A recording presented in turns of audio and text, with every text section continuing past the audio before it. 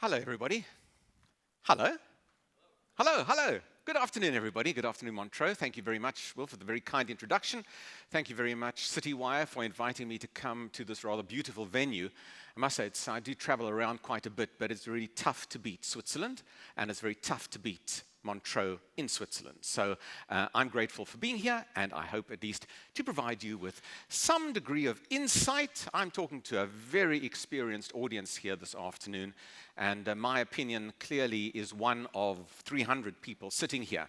And I'm pretty sure that, as we say in South Africa, you have 3 opinions, you're going to have 6 different answers to any kind of question. So I'm sure we'll have discussion about some of the points that I raise, and I'll be around tonight as well at the event in case there are additional questions. I'm not going to be talking about my home country, South Africa. I'm not going to be talking about how stagnant our particular economy is and how volatile our particular government is, and I'm not going to be talking about refugee status given to certain South Africans who are now arriving in the United States. I'll leave that all for a future discussion with CityWire and with you. In this presentation, though, I'm going to be looking at some of these big macro themes that we've faced over the course of the last month, 5 weeks, 3 months, year or so, and we'll be looking at some of the sort of themes or trends that I think are going to be important from an investor and from a geopolitical and macroeconomic perspective from now and into the very near future. So I hope you can sit back and relax. There's a lot of material. I'm going to talk faster and faster as we get through the material, and we'll all just simply be exhausted after all of this. So don't let that put you off your workshops that are occurring immediately after my presentation. Now, listen, I think when you look at the last period across the world, we've all felt a little bit uneasy. We've all felt a little bit sick. Go on one of those roller coasters, as I did not that long ago in Orlando. I felt a little bit uneasy, and I suspect for many of us over the course of the last 5-6 weeks or so, we've had that uneasy, that sinking feeling really about the world and about investments in particular.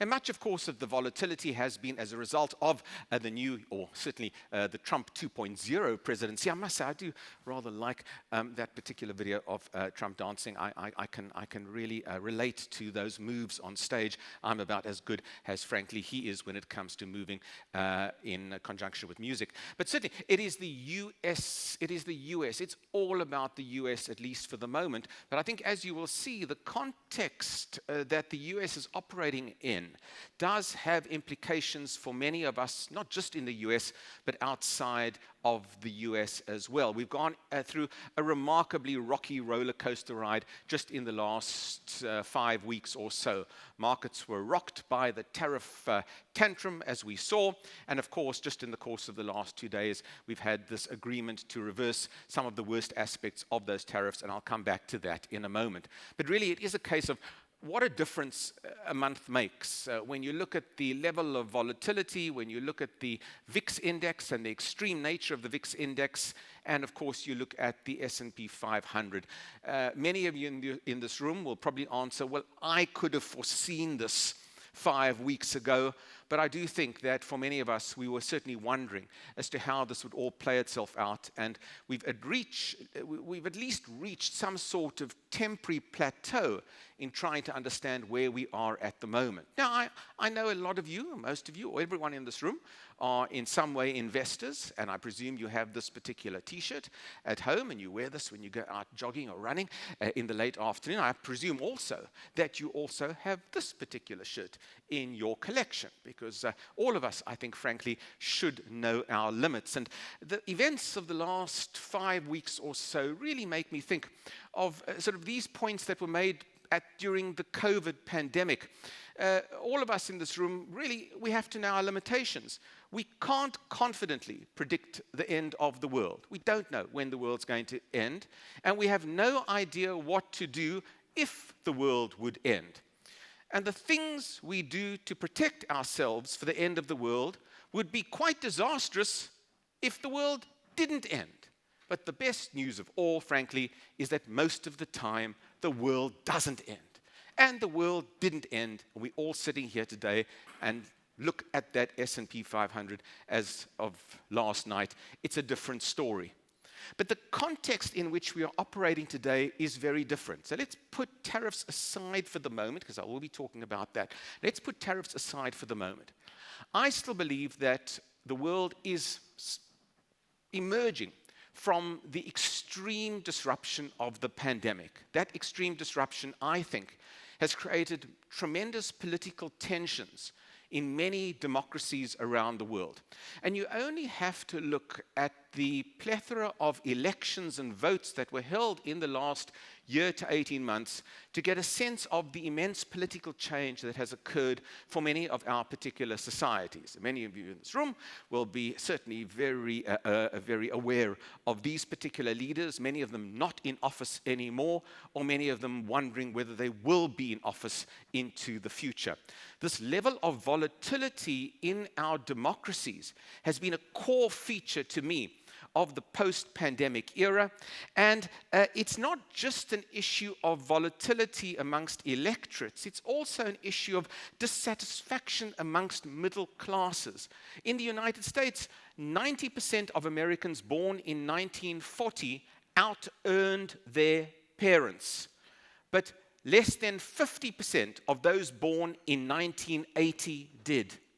And there is, I think, a sense of unease, certainly in the United States, and I would argue that this could very well be extrapolated to many parts of the Western world as well, an unease amongst that middle-class voter, whether you're on the US side of the Atlantic or whether you are on this side of the Atlantic. And there's some big-picture macro issues that I think affect the psyche, affect values, affect concerns about security. Issues relating to migration are as relevant as they are from a fear factor point of view in the United States as they are in much of Europe. Issues relating to robotics and the effect of robotics on the workforce, creating insecurities amongst the workforce, very real wherever you are. Issues about outsourcing and offshoring, again threatening the established job markets that have been the mainstay over the last 50, 60 years or so. Issues relating to inflation. Egg prices in the United States are still high, despite what Donald Trump tells you.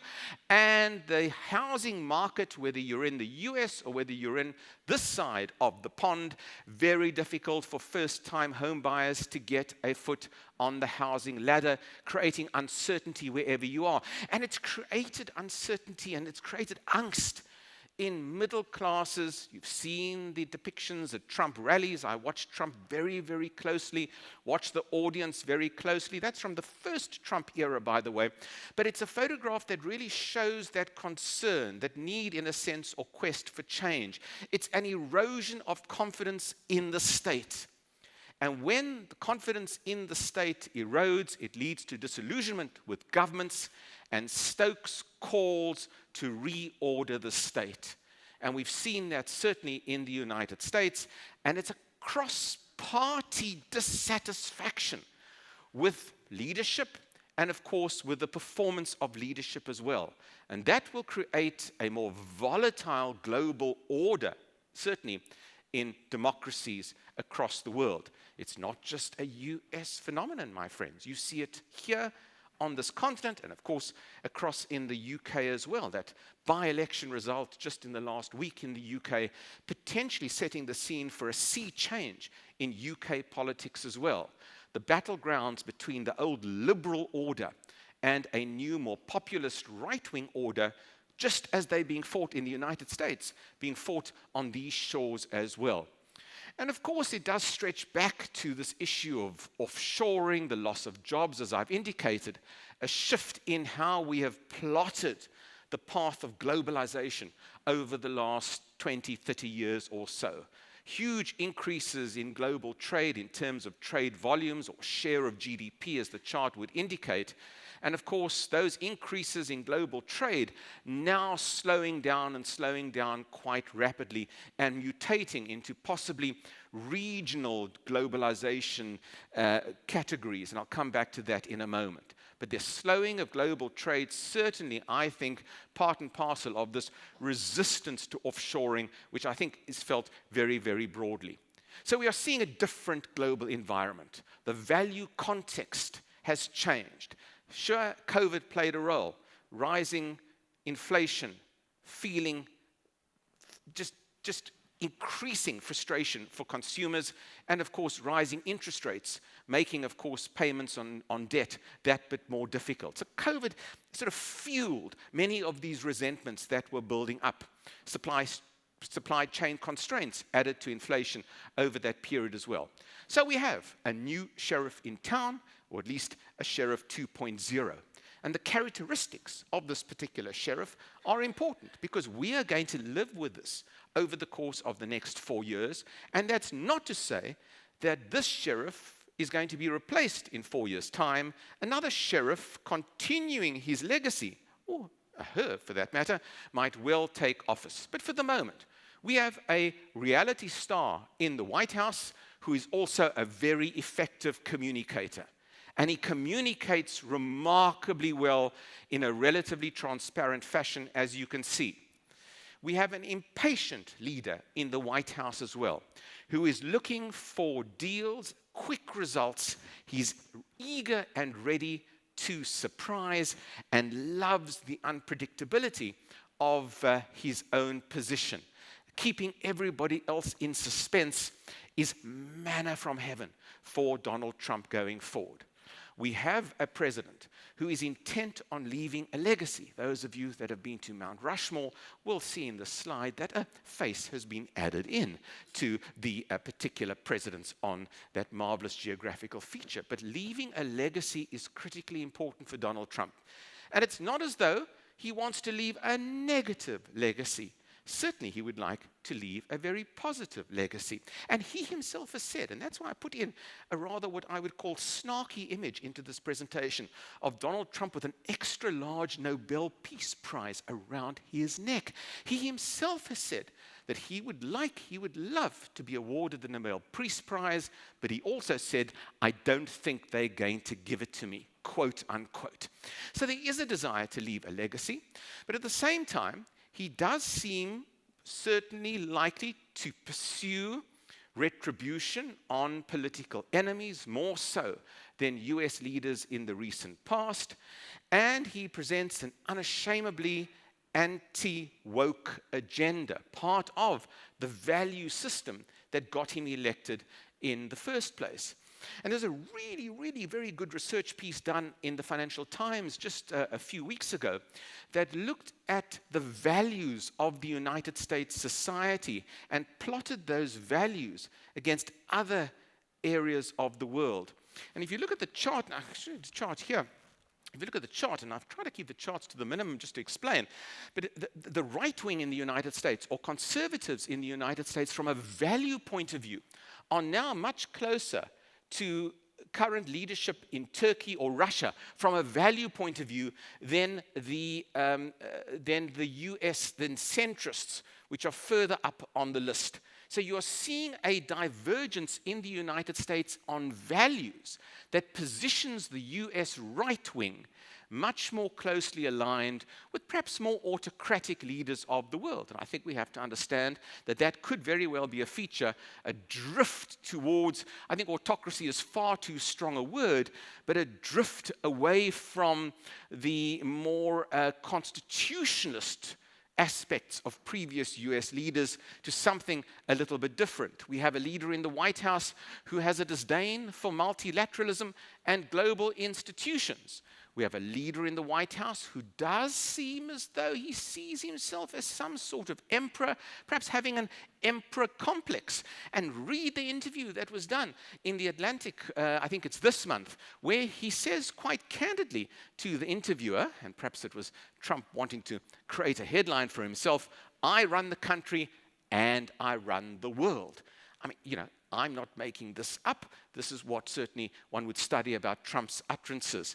And you see this in the public persona of Trump over the course of the last few weeks or so. Grabbing the attention of the headlines, being willing to be that reality star live on television, as this many of you might have watched in shock and horror unfold on your television screens. This is a transactional president, as we've all noted. It's transactional, certainly when it comes to foreign policy. What can I get out of the deal? And it's transactional in the sense that friends of the United States, or historic friends, are equally under pressure to play their part and to pay if it needs be. For our friends across in the United Kingdom, how to deal with Donald Trump has become probably the most, I think, important part of consultation in terms of global leaders into the future. There should be a separate course, I might add, for diplomats across the world. I think Sir Keir Starmer managed this quite deftly, but that doesn't mean to say that issues can change quite rapidly, even with the potential of a stable relationship going forward. We have a president who is not afraid to integrate his own family interests in tandem with his foreign policy. And you see this playing itself out on many of Trump's sorties into countries and regions of the world. Interestingly enough, we have a US president who, in a strange way, sort of emulates the leadership that we see in many more authoritarian emerging markets. A strong man in style, and someone who craves, in a sense, volatility, keeping everyone on their toes. So it's quite a list of characteristics that we now have to deal with and understand in terms of geopolitics and in terms of macroeconomics over the course of the next 4 years or so. There should be a prize, but CityWire hasn't offered me a prize to hand out for you to identify what this formula is on the screen. This audience should know what this formula is.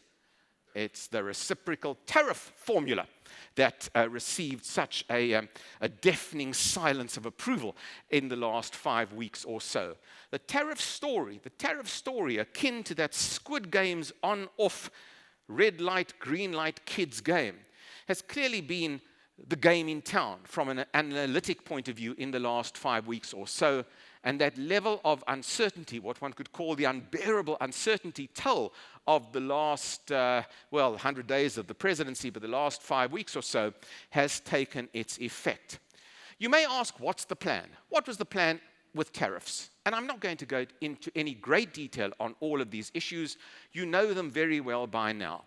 The plan in general, and it's a macro plan, and I'll make the point that the macro issues that Trump would like to achieve are probably issues that just about any other president would like to achieve, whether they Trump or whether they Harris, for that matter, had she won. So they're not unusual wishes: supporting US manufacturing, encouraging exports, discouraging imports, shrinking or eliminating trade and extreme fiscal deficits. Nothing wrong with that. Those trade deficits reaching record proportions in the last few weeks as a result, partially, of the threat of the higher tariffs. A desire to devalue the United States dollar to promote exports and reduce US interest payments. Well, controversial indeed, but I think that there is some logic from what he would like the end result to be. The mechanisms employed, though, have been extremely problematic. The US dollar, of course, fell over the last 5 weeks or so and is likely perhaps not to fall dramatically more in the near future. But let's not rule that out as we move towards the post-immediate tariff danger period over the next 3-4 months or so. Yes, you need to look, if you're in the United States, at reducing your federal debt, and you need to look at reducing the interest payments on that debt. A lower US dollar would certainly help with that. You need to make supply chains more secure, and if you bring jobs back through onshoring, perhaps you will do that. So there's a logic in this. You need to deter unfair trade practices aimed at the US. Yes, there's a logic. And certainly also from a US and more conservative point of view, and it's not just from a conservative point of view, from a Democrat point of view as well, China remains the critical threat domestically to the United States, both in terms of economic issues, in terms of global reach, and in terms of not only intellectual property issues, but also in terms of the development of AI, electric vehicles, and other issues. The China story is perhaps one of the most interesting backstories in this entire debate. It's an issue on which both the Republicans and the Democrats tend to agree. And that's why I stress that this issue is not going to go away, notwithstanding the agreements that we've seen in the last 2 days or so. That US deficit with China is absolutely massive, and there will still be attempts, notwithstanding the 90-day reprieve, to change the trajectory of these particular charts. Of course, the tariffs were also designed to force countries to the negotiation table, which it seems to have done. And we've seen, of course, the British enter into a broad-ranging agreement with the United States. The devil might be in the detail of this particular agreement, and whether it really offers that much to the UK, we'll wait to see on that issue as well. Yes, the tariffs were designed to generate revenues for the US Treasury, to shift the revenue burden from taxes to tariffs, and we are still waiting to see the Trump tax proposal cut that looks as though it's going to be fought dramatically in political terms between the Republicans and the Democrats over the next few weeks or so. All of this together with a dramatic speed to accomplish these changes. Trump, of course, is at peak power. He's just been elected. It's the first 100 days. He needs to accomplish as much of what I've put on the screen as possible before something turns sour and he has to face his electorate come November of next year. So, the logic behind it, in a sense, the big picture issues, yeah, I think we could all probably say these are issues that the US needs to address. But of course, the reality check really has come home to roost for one of the world's most famous reality stars. And that reality check has certainly been in the IMF projections for the global economy over the course of this next period, the big and dramatic fall certainly for the US economy and a much softer global economy as well. And you've already seen that US GDP figure. Yes, it was probably skewed because of the tariff story, but nevertheless, the chart's not going in the right way. The view in the United States is clearly that price inflation looks as though it's potentially back on the agenda with the tariffs, even with the amended tariffs, which are likely to be higher than before. The baseline tariff story certainly will contribute to increasing prices, but probably just at a much lower level than the extreme version that we've seen. And I think, you get the picture, and I think the slide actually really epitomizes the effects, the consequences of many of these tariffs. We've seen consumer confidence dip dramatically. And we've seen consumers themselves talk about their rising inflation expectations into the future. Weak demand as a result of high tariffs due to price rises and consumer fears also stokes a negativity, not just in terms of demand in the United States, but with leadership as well. When you look at those charts just from the last few weeks or so, when you look at the PMI index coming out of the United States, the production index, the new orders index, good heavens, you're not going to make America great again with those levels of initial reactions to the very high tariff story. And we have to go back and we have to look at history, and we have to look at the Smoot-Hawley Tariff Act back in the 1930s, when that level, that's the last time the United States saw such high levels, such high tariff levels. What did it do?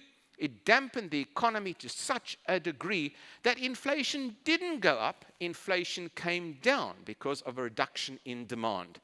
So the tariff risks, yes, there's a tariff risk in the short term to inflation, but there's a tariff risk in the medium term to a reduction in inflation because of a recessionary environment that can create. The tariffs also run the risk of retaliation from other countries, and we've seen the Chinese do just that over the last few weeks or so. I think for Donald Trump, introducing tariffs at this stage was an attempt also to undermine an already weak Chinese economy that now looks as though it's going to grow, if it's lucky, by between 4% and 5% this year, even lower than the 5% projections coming from China itself and lower than the IMF estimates as well. Chinese factory activity has been extremely disappointing. But of course, China's loss and that decoupling process that has occurred between trade between China and the United States is being made up by China's exports into the developing markets and particularly into the ASEAN group of countries. And China's been playing a much longer game here in terms of understanding that this day could come and we will reorientate our economy away from the over-reliance on the US, and we've seen that in the course of the last decade or so. The consequences of the tariffs would have meant supply shortages, and we'll see whether there are still supply shortages as a result of the on-off tariff story, and of course the potential for production shifts away from Asia back to the United States. I mean, the notion that the US needs to reinvigorate its manufacturing capacity, what the analysts called retrofuturism, restoring the factory worker to a position of honor in the United States. I mean, it almost smacks a little bit like sort of Chinese communism. How remarkable I would be talking about this when talking about the United States. It's a nostalgia for a time when manufacturing jobs were important, an important part of that US economy. But the manufacturing jobs that went away during the offshoring and globalization peak never returned. They were replaced with service sector jobs, different types of jobs, and bringing them back in a short space of time, generally impractical. There's a lack of sufficient manufacturing capacity in the United States, and new factories would take years to tool up or to build, for that matter.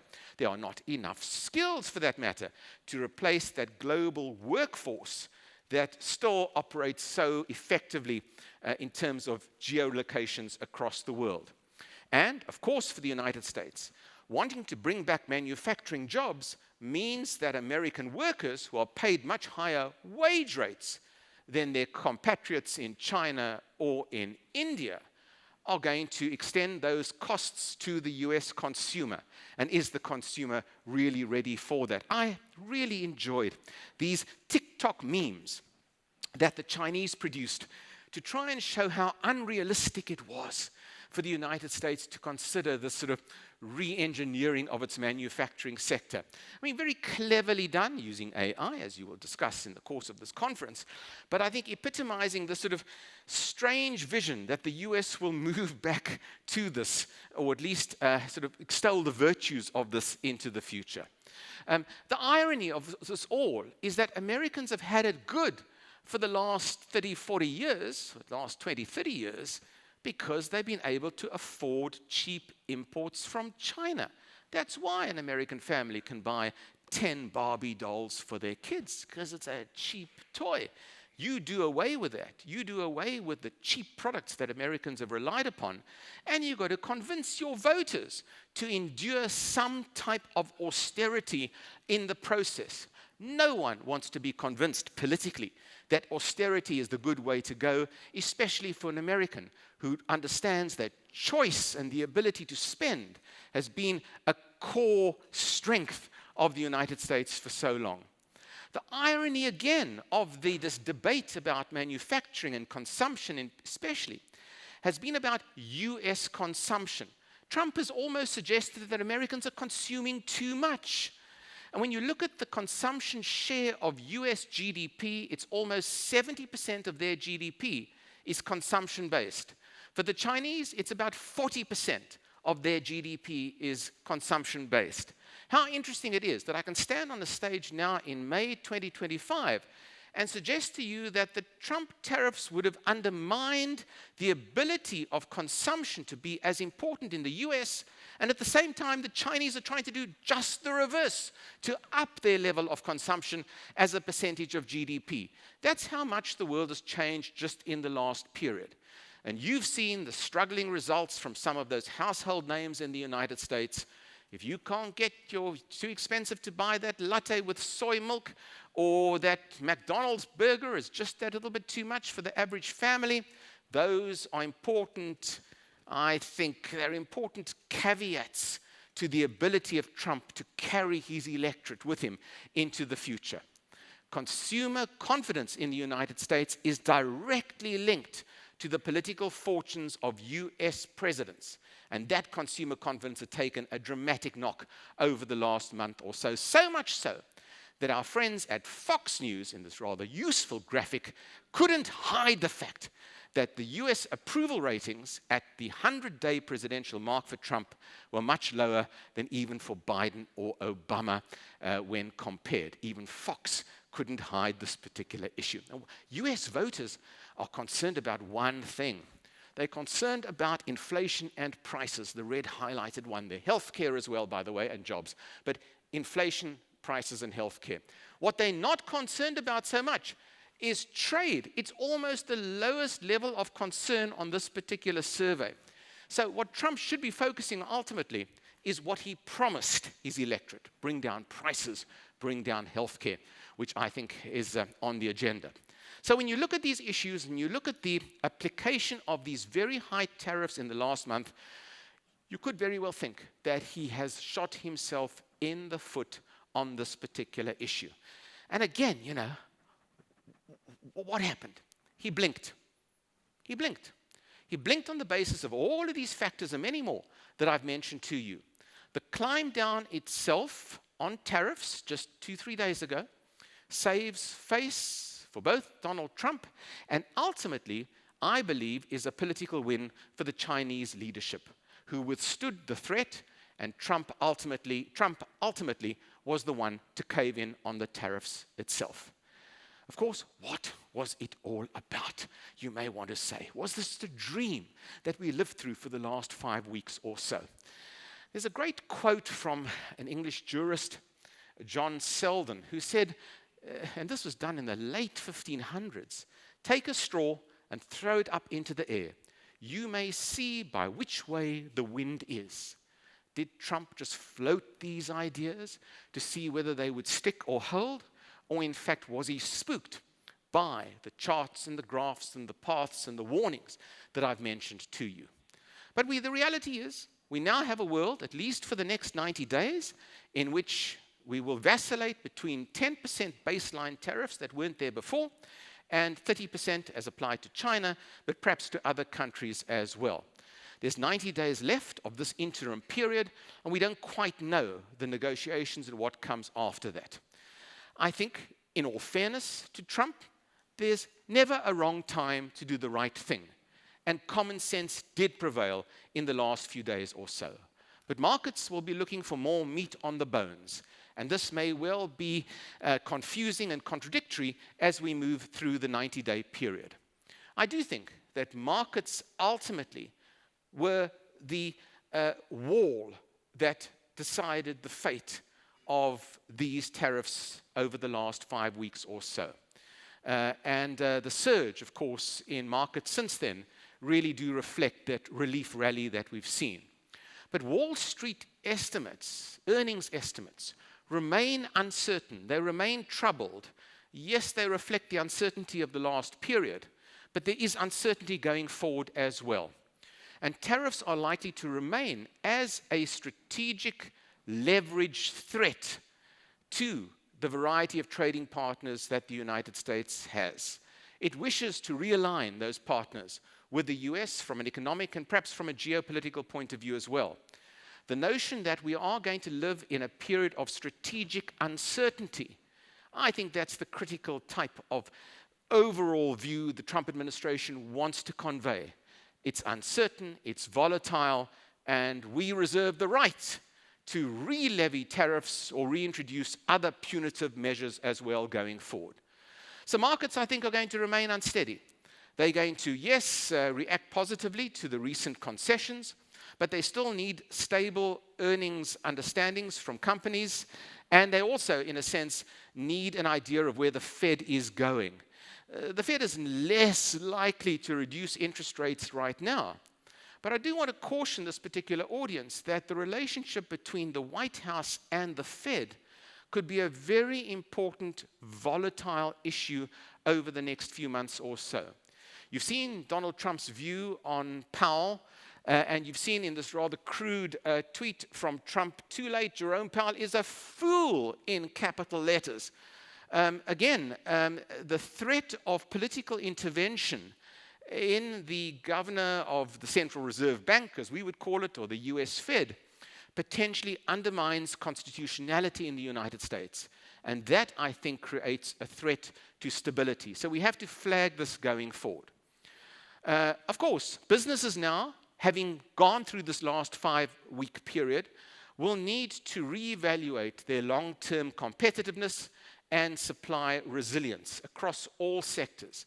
And that will remain critical for the future as existing tariffs and the threat of tariffs going forward upset economic stability. It's a lesson for business as well.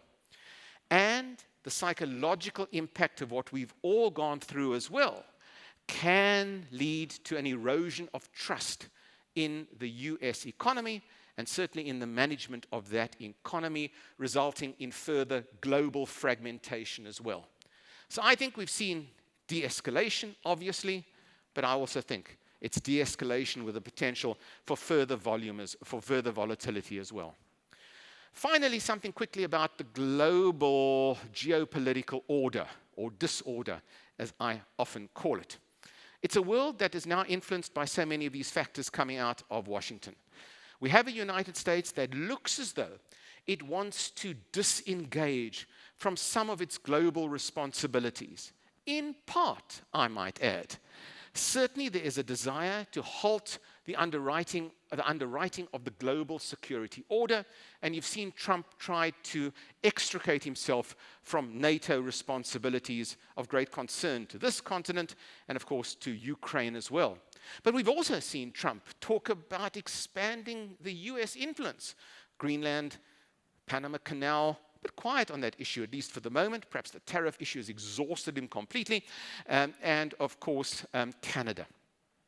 Now, those issues also make me think, I might add, when J.D. Vance went to Greenland, those anti-Vance people produced this little peak cap, which I think might be a collector's item in future. So those of you who like political memorabilia, try to get your hand on one of those from eBay. But I do think that what we are seeing also, despite Trump's rhetoric about disengaging from the rest of the world, is that he is almost selectively imperialist in having designs on parts of the world. Whether he gets this right or wrong doesn't really matter. But it does seem to me as though Trump likes the Western Hemisphere. We know that Xi likes Asia, and to a degree Putin likes the idea of restoring the old Soviet empire. Three big sort of hemispheric divisions that may well, strangely enough, mean great power competition. Yes, there's always going to be competition, but even a degree of great power collusion between these three big, strong men of the world in trying to restore their particular empires or create new empires as they see.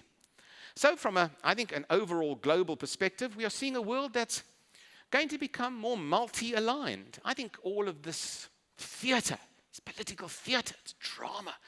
All of this points to a picture where the world is diverging and fragmenting, and there are different competing global political and economic interests going forward. China is becoming the main source of investment for much of the developing world, and the charts bear that out. Across my home continent, China, yes, to a lesser extent Russia, and certainly the Gulf countries as well, very active in promotion and securing assets. But countries increasingly are choosing to align and will have to choose to align between the two big superpowers. China will continue to enhance her soft power, as you've seen Xi do just in the last few weeks following the tariffs with his visits to Vietnam and other Southeast Asian nations.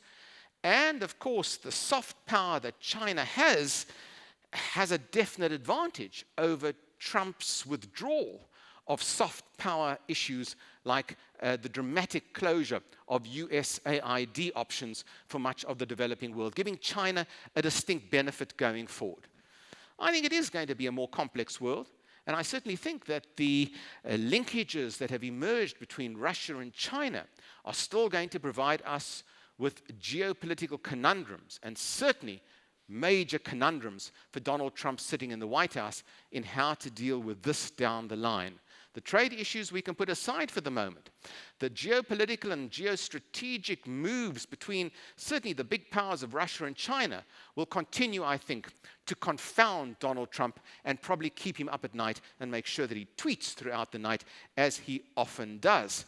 The issue, I think, for the next few years or so is how much Trump can extend his influence through sort of reawakening the US as the global power when the competition from China and to a lesser degree from other powers becomes more important in the broader economic narrative.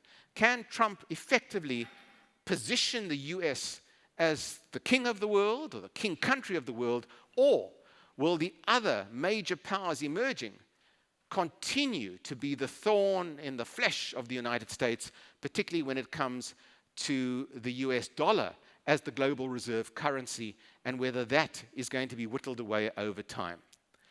So I think it is a different, difficult world in which we live. The context has changed very dramatically. There are going to be industries in this world, like I think the electric vehicle industry, like AI, two industries I particularly look at, that are going to be buffeted by geopolitical competition. When you look at BYD and you look at Tesla, those two companies are going to operate perhaps in different jurisdictions across the world.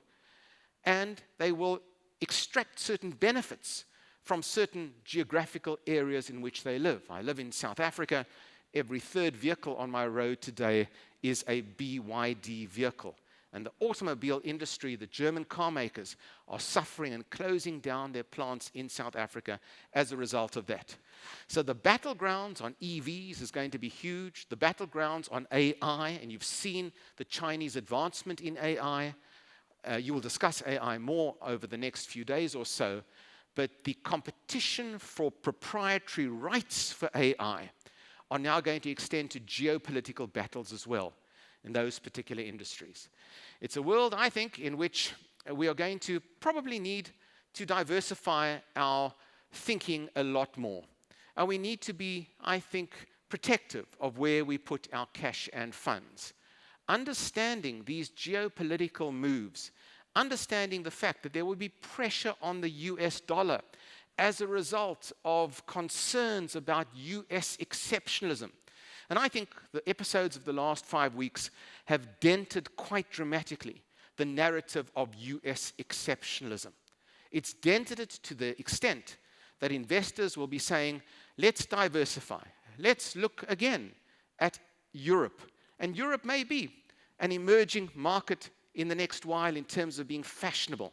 Europe has a distinct chance here. It's a window of opportunity for Europe in particular to begin to provide positive global leadership, and that's not easy for any leader across the world, but to be that magnet and to attract capital that probably would have gone to the United States. And I'm quite buoyant actually about a short-term view of Europe if it can, I think, overcome issues relating to the Russia-Ukraine war, and if it can also overcome the dramatic increase in defense spending that needs to be accomplished in order to secure not just Ukraine, but secure Europe as well from future aggression. So there are some caveats to what I'm saying. But we've entered an era in which US exceptionalism is not quite what it was. And it may well be that these last 5 weeks have simply made us that bit more aware that there are other games in town. There are other jurisdictions that also need to be looked at, and we need to future-proof our particular investment strategies, because with the volatility coming from Washington, anything can happen. Thanks very much for listening to me this afternoon.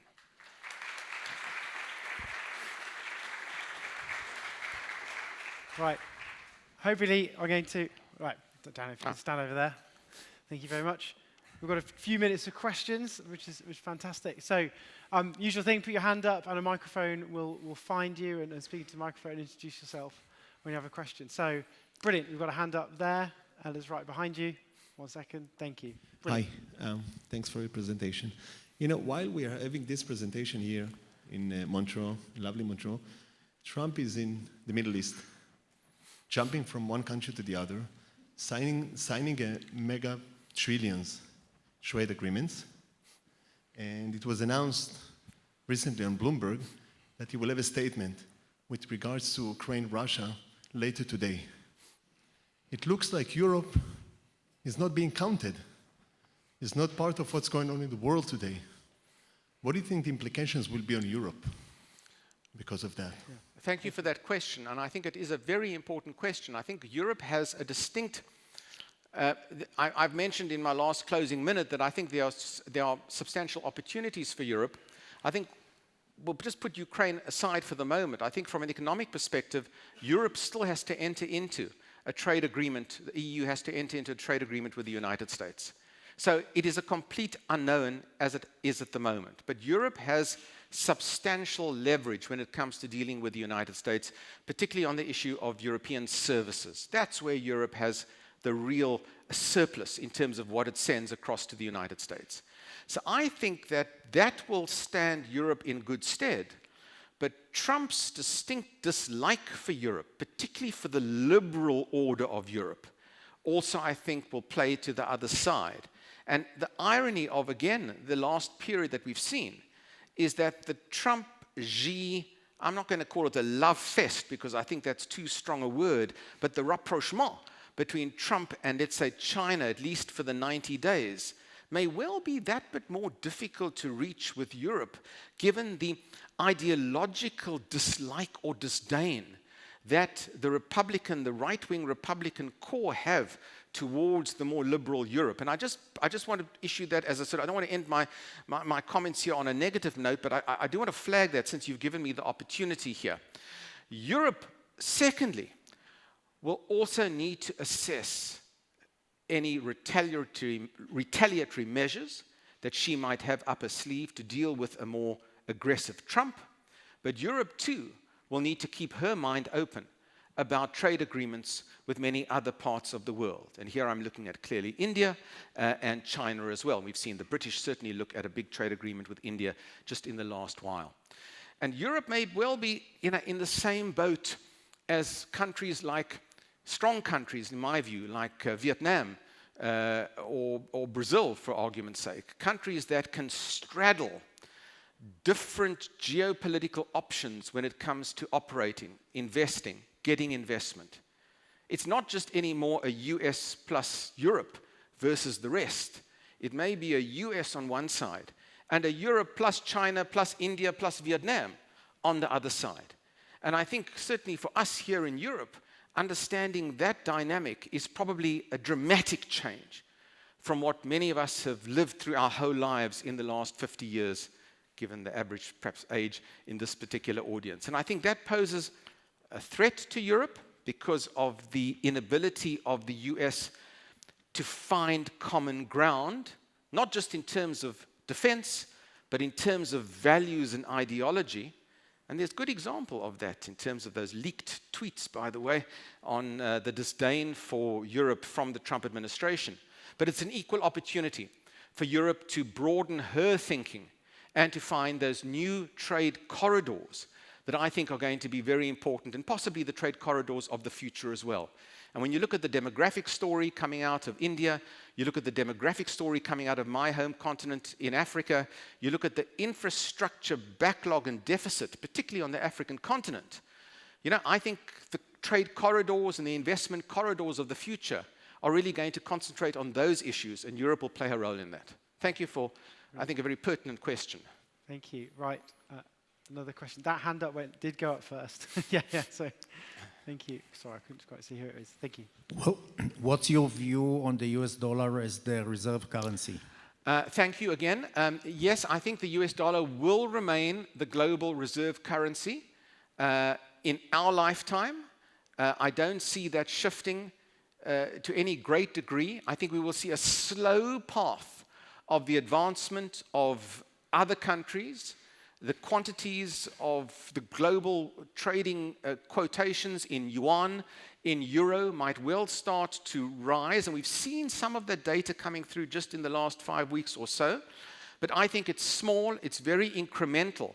And the challenge for the current US administration is to take this more aggressive stance that they are doing. Yes, to devalue the US dollar to a point where it becomes a money saver for US interest payments going forward, but not to allow the US dollar to slip from being the global reserve currency, which gives the US all sorts of benefits.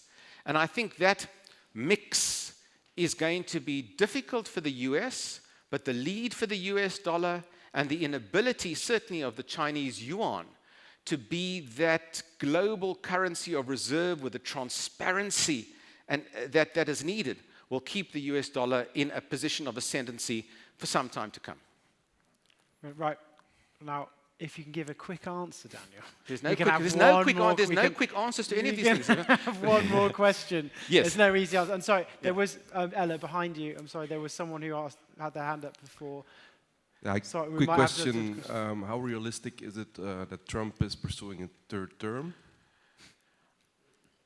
How realistic is Trump a third term? I don't think this is realistic. I think this is another case of theatrics. And a lot of Trump is drama and theatrics. It keeps Trump in the news. Every day Trump does need to create a headline for himself. I think it's a very effective strategy, I must tell you. I think many of us in this room may laugh at some of these issues on a daily basis, and you'll say, well, you switch on the BBC and, you know, oh gosh, no, there's Trump mouthing off again.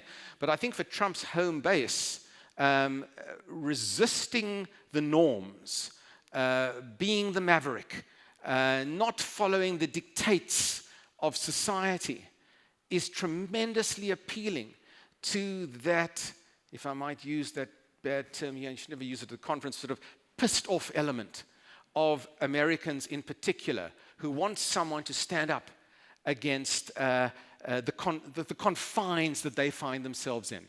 So I think this is more rhetoric than reality. Brilliant. I'm afraid that is all we've got time for. Well, actually, I'm going to ask one thing. Yeah. What do you think of Elon Musk? Well, you know, we do have a common sort of geographical ancestry.